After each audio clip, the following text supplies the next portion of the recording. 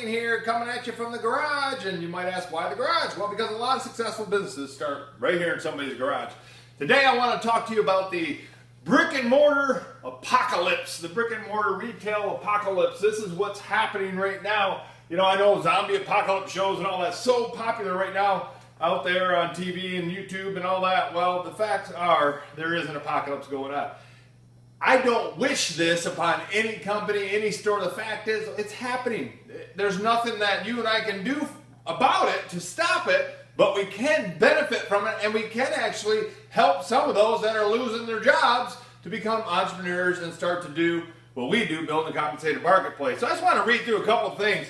Walmart, this is where it all really started to solidify for me. A while ago, Walmart announced that they're buying Jet.com for $3.3 billion. Now, $3 billion of that is cash, and then 0.3 or 300 million is in Walmart stocks to be paid over time. But listen to what Doug McMillan, he's the president and CEO of Walmart right now, he says, we're looking for ways to lower prices, broaden our assortment that we offer in the simplest, easiest way, and create a great shopping experience, etc., etc. We believe the acquisition of Jet accelerates our progress across all of our priorities. Walmart.com will grow faster. The seamless shopping experience we're pursuing will happen quicker and will enable the Jet brand to move even more successful in a shorter period of time. I agree with that. It is another jolt of entrepreneurial spirit being injected into Walmart. That one cracks me up. How is this a jolt of entrepreneurial spirit being injected into Walmart? Yeah, for the founders of Walmart. I mean, that's the only place you're feeling it. So, hey, there's nothing wrong with that. I'm all about free market capitalism, but it's just funny that somehow all the customers get to participate in entrepreneurship. They don't really. It's Walmart that's going to benefit from that. And there's nothing wrong with that. I'm just saying, let's just be accurate about it, okay? So, here's a list of some of the stores. Now, again, this is why I'm so excited about e-commerce and where we're headed as a company and where we're set to go. Literally, with the compensated marketplace, we're going to be involved in every kind of product, service. I was just talking to my buddy Bob today, who takes care of our grass, and he said, hey, what about me being on there as a local vendor? And I thought, well, my first thought was no, and I thought, well, yeah, actually we could do that. Now, I'm not saying it's going to happen next week.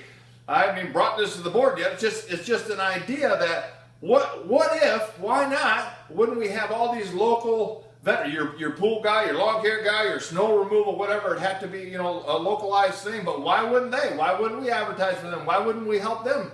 All these little businesses, that's where e-commerce is going, okay? So Walmart, while they bought Jet.com, around the same time, they also announced they're closing 154 underperforming stores. Why are these stores not performing?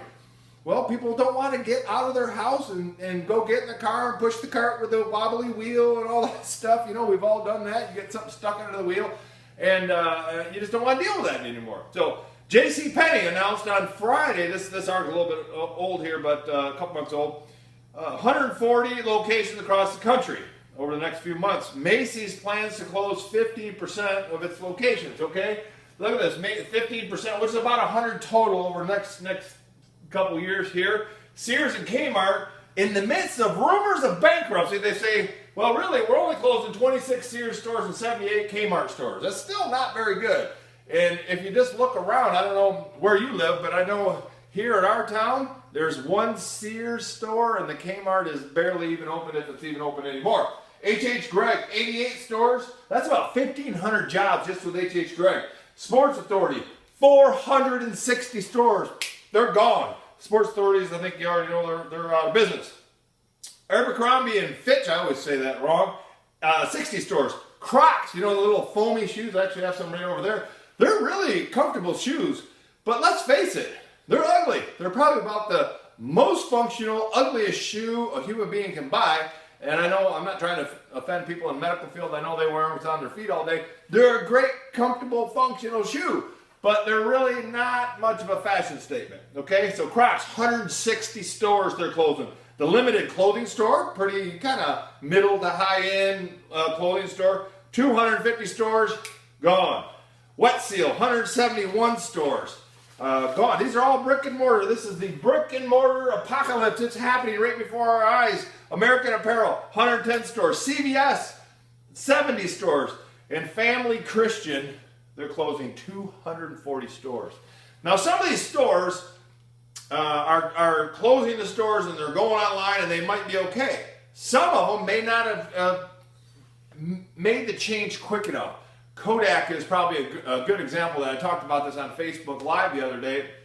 That Kodak, a lot of people don't know this, Kodak was one of the first, if not the first, to invent some form of a digital camera. It was actually on some kind of roll, silver tape roll or something, and what they decided was, well, we won't make enough money off the film. See, Kodak, for those of you that are millennials, you might not remember all this. You probably do, but maybe you weren't real aware of it. But used to be, you go buy your film at the store, and you couldn't take a picture on your phone and stuff, right? So you go to the store, buy your film on a roll, you could get 200, 400, 800 speed, whatever, and then you'd have to go back to the store, take that same film after you shoot it, go back to the store, and pay them again to develop it. So Kodak was making money hand over fist.